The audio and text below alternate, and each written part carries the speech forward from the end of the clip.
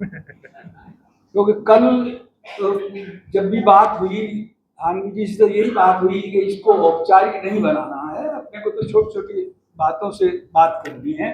मैंने छोटी बात से ही बात कर दी थी, वो आप लोगों को नागवार गुजरी होगी।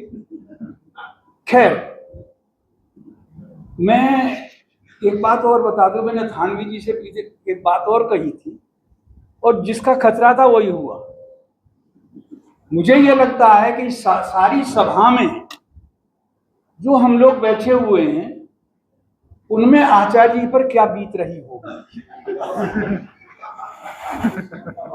क्योंकि महाभारत में एक प्रसंग आता है कि जब युद्ध समाप्त हो गया तो जश्न मना रहे थे पांडव लोग, और जश्न मनाने में सब अपने अपने शौर्य की प्रशंसा कर रहे थे।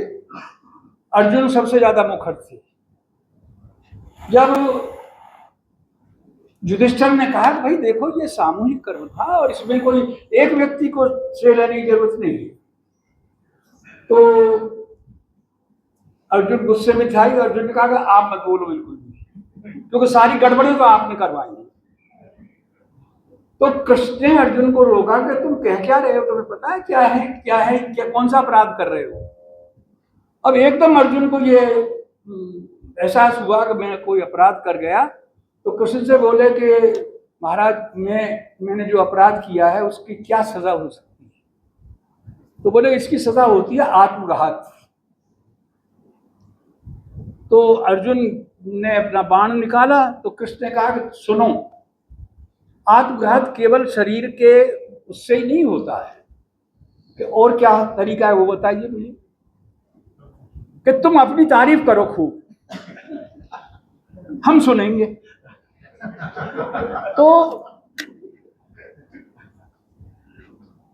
अर्जुन ने कहा कि अब तारीफ करके तो मैंने ये दंड पाया है, ये तो मैं नहीं करूंगा, कोई दूसरा तरीका बताओ। कि दूसरा तरीका यह है कि तुम बीच में बैठ जाओ, हम तुम्हारी तारीफ करें, हम तुम्हारी तारीफ करें। तो आचार्य जी, मैं क्षमा चाहता हूं, मुझे यही डर था और यही हुआ।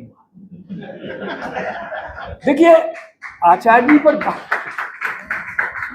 बात करने के लिए मेरे पास बहुत संस्मरण है इनको सुनाने के लिए, और मैं 45 मिनट तो वैसे सामान्य रूप से ही बोलता हूं, और इन पर तो मैं और ज्यादा बोल सकता हूं।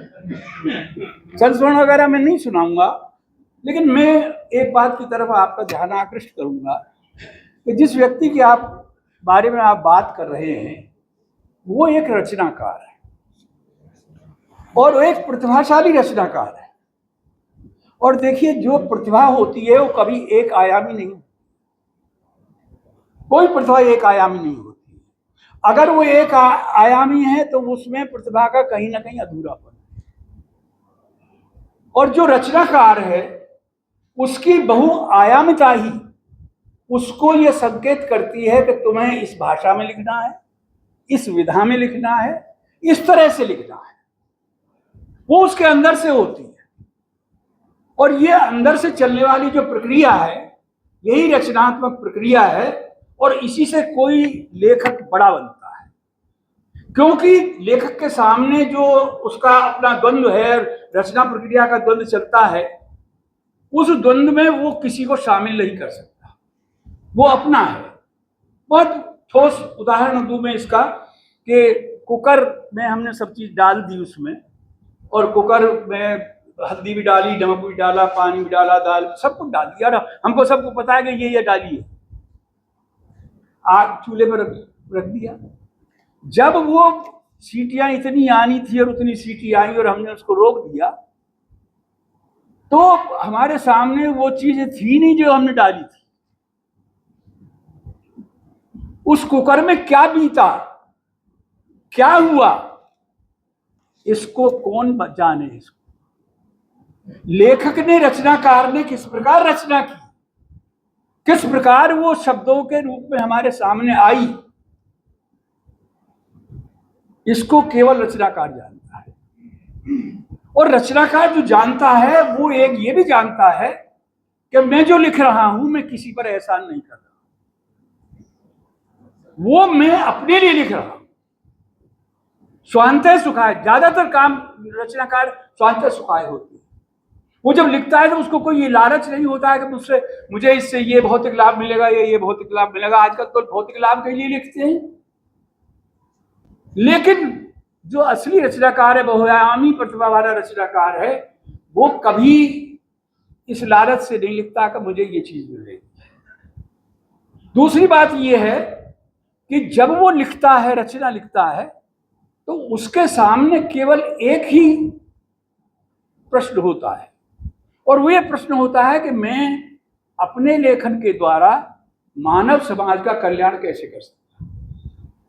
क्योंकि रचना जब तक उसने नहीं कागज पर उतारी है तब तक उसकी है, लेकिन जब रचना कागज पर उतर आती है तो वो समाज की संपत्ति हो जाती है, समाज की संपत्ति हो जाती है, और वो कृति ही जवाब देती है कि वो कितनी श्रेष्ठ है, कितनी श्रेष्ठ है। तो ये आचार्य जी के अगर समस्त लेखन को आप पढ़ें और समस्त लेखन की व्याख्या करें तो आपको ये पता चलेगा कि ये कितनी आयामों वाले प्रतिभा इनके पास है। कविता लिखते हैं, कविता बहुत अच्छी है, जहाँ आपने जिक्र किया एक कविता का लामका है भाषा, वो हमारे कोर्स में पढ़ाते हैं, कोर्स में उसको भी पढ़ाते हैं। बांसुरी और मोरपांख उसको भी पढ़ाते हैं, उनको कवि के रूप में पढ़ाते हैं, कोई एहसान नहीं है। तो ये जो चीजें हैं, ये रचनाकार में मैंने कभी ये नहीं देखा कि आचार्य जी ने अपनी रचना के बारे में कभी कुछ कहा या आत्म प्रशंसा में कुछ कहा हो या दूसरे ने प्रशंसा की हो तो उस पर अपनी बहुत सकारात्मक प्रतिक्रिया दी हो। तो ये सब चीजें उनके व्यक्तित्व को, उनके रचनाकार व्यक्तित्व को बड़ा बनाती है। और इन्हीं आयामों को देखते हुए हमें उनकी कविता, नाटक और आलोचना, और देखिए जो मैंने उनकी पहली किताब पढ़ी थी वो अज्ञे की काव्य तितिक्षा पढ़ी थी, मैं सरदार शेरता था। तो जब मैंने इनसे पूछा तो उन्होंने कहा कि तब तक तो वो अज्ञे से मिले ही नहीं थी, जब तक वो पुस्तक लिखी तब तक वो अज्ञे से नहीं मिले थे। लेकिन कितनी गहरी दृष्टि थी इनकी अज्ञे को समझने में, और फिर इतना समझा कि वो अज्ञे और वो दोनों एकम एक हो। ये कमाल होता है रचना का, ये कमाल होता है रचना का, और वही रचनाकार है, उसी को हम याद करते हैं। तो ये इतना ही नहीं है, रचनाकार जो होता है अपने व्यवहार में, दैनंदिन व्यवहार में भी रचनाकार होता है। मैंने आचार्य जी को देखा है, बीकानेर के निवासी हैं, और मेरा ज्यादा संपर्क रहा हरीश भादानी से, बहुत गहरा संपर्क रहा। मैंने उनके वैभव को भी देखा, और मैंने दो ही आदमी को डी क्लास होते हुए देखा है, एक हरीश भादानी को और एक रणवीर सिंह को। तो वहां पर मैंने ये पाया, हरीश भादानी वामपंथी नहीं थे, लोहियाइट थे, छगन मोहता उनके ध्यान मूर्ति थी, लेकिन वो क्या परिस्थितियां थी जिससे वो वामपंथी हुए ये तो हम जानते हैं इस बात को।